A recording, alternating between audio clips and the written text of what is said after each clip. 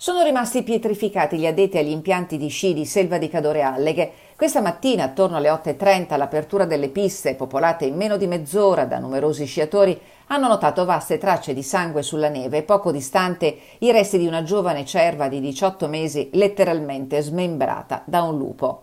Subito sono state avvisate le guardie della polizia provinciale arrivate a Selva di Cadore per il recupero dei resti dell'ungulato.